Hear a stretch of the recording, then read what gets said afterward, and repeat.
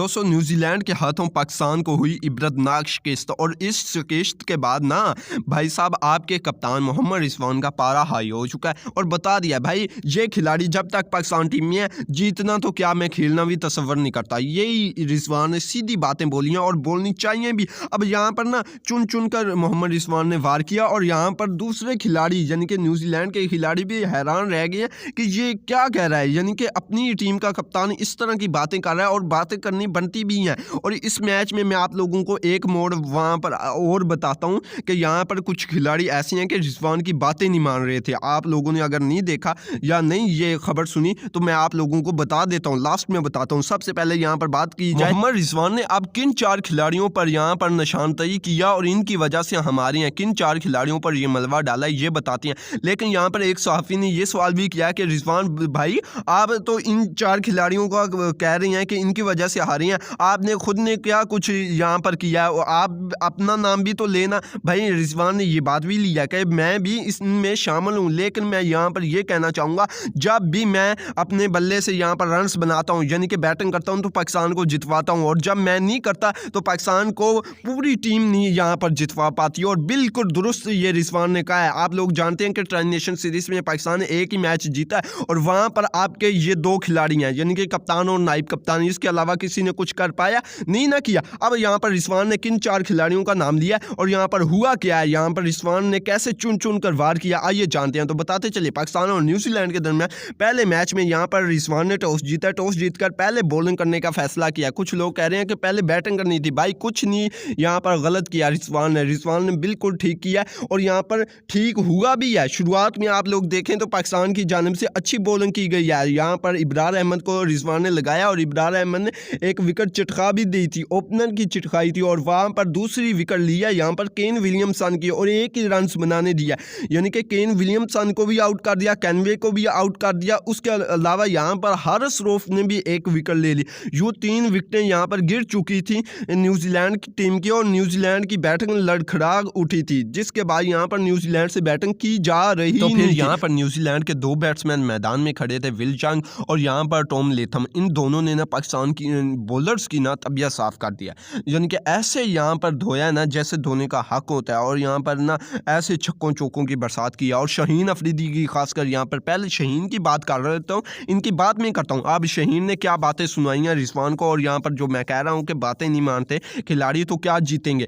भाई साहब शाहीन डेथ के ओवर करवा रहा था, यानी कि वो ओवर करवा ले रहा था जो कि अक्सर इसको अब मार पड़ रही है, यानी कि डेथ के ओवरों में इसको अब मार पड़ रही है और अच्छी खासी पड़ती है। अब यहाँ पर बार बार ये यॉर्कर मारने की कोशिश कर रहा था, यॉर्कर की ट्राई कर रहा था, लेकिन इससे यॉर्कर नहीं लग रहा था। सीधी और साफ बात है, यॉर्कर नहीं इससे लग रहा था। बैक टू बैक 2 बाउंड्रीज आ चुकी थी, यानी कि चौके यहाँ पर लग चुके थे। उसके बाद पिछले ओवर की बात की जाए ना, शाहीन अफरीदी को 3 छक्के लग चुके थे पिछले ओवर में, और यहाँ पर रिजवान भाई साहब कहता है कि अगर नहीं लगता यॉर्कर तो भाई साहब लेंथ वाली बॉल करो, यानी कि ना यॉर्कर को ट्राई करो। लेकिन यहाँ पर शाहीन ने बात नहीं मानी। चलो वो इसका खुद का यहाँ पर माइंड सेट है कि बात नहीं मानना एक अलग होता है, बॉलर खुद अपना ट्राई करता है। लेकिन यहाँ पर उसके बाद इसने फिर यॉर्कर मारने की कोशिश की और यॉर्कर नहीं लगा, बाउंड्री लगी है। रिजवान ने यहाँ पर देखा है भाई ये क्या कर रहे हो, और यहाँ पर शाहीन सीधे हो गई हैं, अकड़ने लग गई हैं कि भाई साहब उठे। यानी कि मैं आप लोगों को तस्वीर में दिखा रहा हूँ कि कैसे यहाँ पर शाहीन अफरीदी रिजवान को यहाँ पर बातें सुना रही हैं। ये तो यार गलत है, ये नहीं कि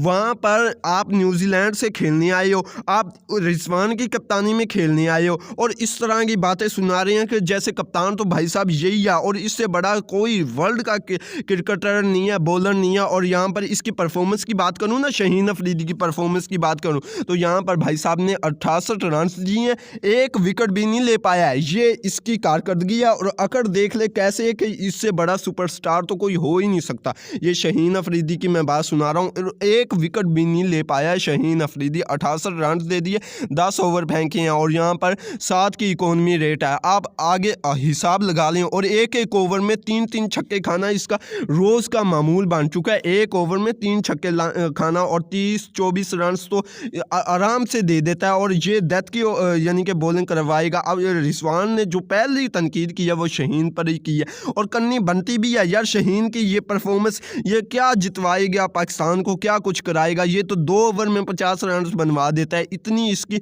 आउट क्लास बॉलिंग हो चुकी है। उसके अलावा यहाँ बाद हारिस रऊफ रऊफ भाई साहब ने भी वही अंदाज अपनाया। वो कहते हैं खरबूजे को देखकर खरबूजा रंग पकड़ता है, इससे प्रेशर में बॉलिंग होती ही नहीं। आप सही बोलते हो। और यहाँ पर देखो शुरुआत में अच्छी बॉलिंग किया, कोई यहाँ पर शुरुआत में इस पर कोई तनकीद नहीं बनती, लेकिन उसके बाद 83 रन दे दिए। लास्ट के 10 के ओवरों में ये भी छक्कों की बरसात करवा रहा है अपने ऊपर। और न्यूजीलैंड के बॉलरों बैट्समैनों ने यहाँ पर बैट्समैनों ने क्या यहाँ पर तबीयत साफ किया, क्या धोया है। यहाँ पर लाजवाब आउटस्टैंडिंग बैटिंग यहाँ पर जो विल जंग आया था वो 107 रन की पारी खेल कर गया। उसके बाद असल पाकिस्तानियों की तबीयत साफ किया वो यहाँ पर टॉम लिथम ने किया। 118 रन की पारी खेली है, 113 के स्ट्राइक रेट से खेला है, 3 छक्के लगाए हैं, 10 चौके लगाए हैं। उसके बाद भाई साहब फिलिप्स ने क्या पाकिस्तानियों की या असल काम यहाँ पर फिलिप्स ने किया, क्या किया। 39 बॉलों पर 61 रन की पारी खेली है, 4 छक्के लगाए हैं, 3 चौके लगाए हैं। 4 छक्कों में से 3 छक्के यहाँ पर शहीन को है, आगे हिसाब लगा लें। 156 के स्ट्राइक रेट से खेला है और 320 रन बनाए हैं। और पाकिस्तान की जब बैटिंग लाइन पाती है, और बैटिंग लाइन में बताते चले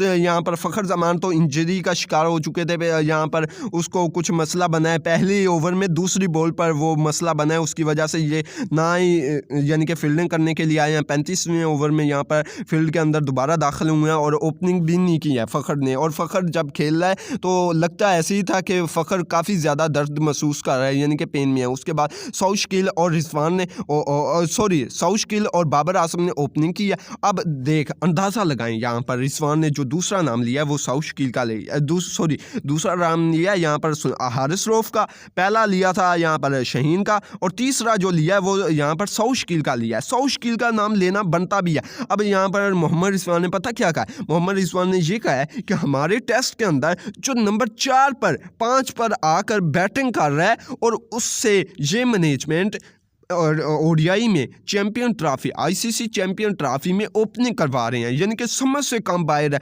आप लोग खुद अंदाज़ा लगाएं, जो टेस्ट के अंदर नंबर 5 पर आकर बैटिंग करता है वहाँ पर भी ओपनिंग नहीं उससे होती, और यहाँ पर आकर आप ओडीआई से उससे यानी कि ओपनिंग करा रहे हैं। यहाँ पर तो 30 स्ट्राइक रेट की ज़रूरत होती है, टेस्ट वाले प्लेयर से आप ओपनिंग करवा रहे हैं, समझ से कम बाहर हो गया ना। अब मजाक बना रखा है। अब यहाँ पर सौशकिल ने किया क्या, सौशकिल ने भाई साहब 19 बॉलें खेली हैं, शुरुआत के ना 2-3 ओवर जो इसने खेली हैं वो इसी ने खेली हैं। अब सौशकिल ने 19 बॉलें खेली हैं, 6 रन बनाए हैं, 31 के स्ट्राइक रेट से आउट हो गए हैं। उसके बाद बाबर आजम भी कुछ खास कर नहीं पाए, शुरुआत में इसी ने ढीली यहाँ पर बैटिंग की शुरुआत की है, सौशकिल और बाबर आजम ने अगर बाबर आजम की बात की जाए, बाबर आजम भी नाकाम नजर आए हैं। मोहम्मद रिजवान यहाँ पर 14 बॉलों खेल कर 3 रन से ये खुद बना पाया, ये 16 स्ट्राइक रेट से खेला है, ये दूसरों पर क्या तनकीद करता फिरेगा, इसने खुद ने यहाँ पर ये कारकर्दगी दिखाई है। उसके बाद यहाँ पर बाबर आजम भाई साहब की बात की जाए, 90 बॉलों पर यहाँ पर 64 रन खेले, यहाँ पर तनकीद करनी बनती है रिजवान की कि यहाँ पर जो बाबर आजम है, बाबर आजम आपका मेन बैट्समैन है, बाबर आजम ने वो तमाम ओवर खेली हैं जो कि खेलने चाहिए थे, एक बैट्समैन को खेलने चाहिए थे और जितवाना चाहिए था, बाबर ने वो तमाम किया। लेकिन भाई साहब टुक टुक टुक टुक के अलावा इससे कुछ हुआ ही नहीं है। और बाबर आजम पर बहुत ज़्यादा तनकीद किया है कि बाबर आजम अगर थोड़ा सा तेज स्ट्राइक रेट से खेल लेता तो भाई साहब जो सुलेमान अली आगा ने पारी खेली है, जो यहाँ पर खुशदिल शाह ने पाकिस्तान को बचाने की कोशिश की है, वो कामयाब हो जाते। वो कामयाब किस शर्त पर होते, अगर बाबर ने अच्छी बैटिंग की होती। बाबर की वजह से यहाँ पर मोहम्मद रिजवान ये बोल रहा है कि बाबर ने अगर अच्छी बैटिंग की होती तो वहाँ पर सुलेमान अली आगा और खुशदिल शाह आपको मैच जितवा देते। और बात भी ऐसी ही है। यहाँ पर 4 खिलाड़ी कौन से, मोहम्मद रिजवान नाम लिया, पहले नंबर पर शहीन, दूसरे नंबर पर हारिस, तीसरे नंबर पर यहाँ पर सौशकिल और चौथे नंबर पर बाबर आजम की स्लो यहाँ पर पारी पर तनकीद की है। क्या आप लोगों को लगता है यही 4 मेन रीज़न है? क्या इसके अलावा भी कोई रीज़न है? अपनी राय कमेंट सेक्शन में ज़रूर दीजिए।